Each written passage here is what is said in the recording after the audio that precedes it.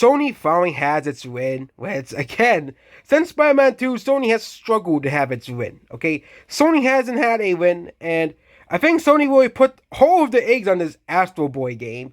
And I think it may have paid off after failure. Sony keeps playing out with that, with Final Fantasy 7 Rebirth not doing too well, with Concord, no one playing Concord. It seems that Sony finally got the breakout hit on the PS5. Oh my god, finally! Besides Spider-Man and God of War, which God of War is also on the PS4, it's in the PS5 has finally had the hit. And that is Astrobot.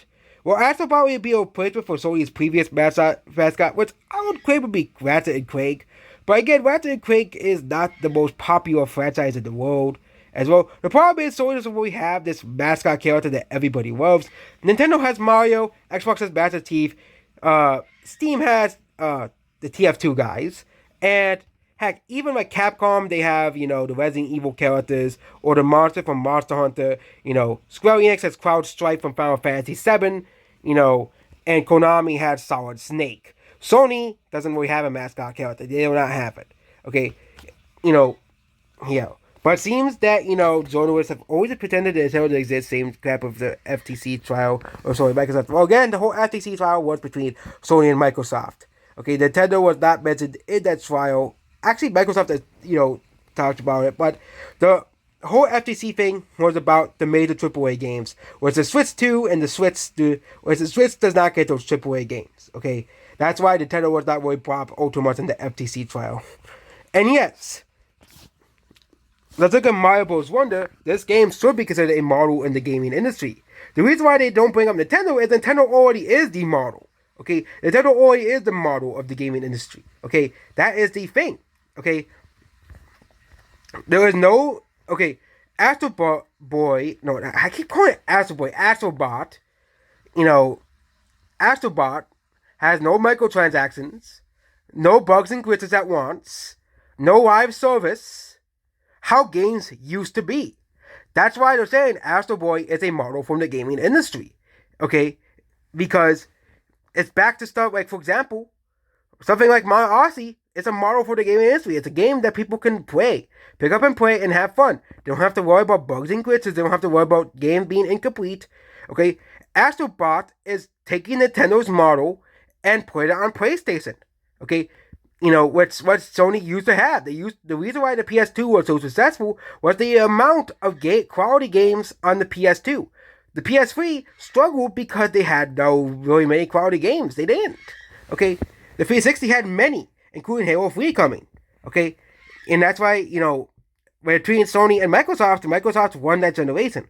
Of course, Sony eventually won in Japan and Europe, but they won against the PlayStation, and it seems that Microsoft, they started to drop the ball in terms of quality of games, which is how Sony was able to take over the level.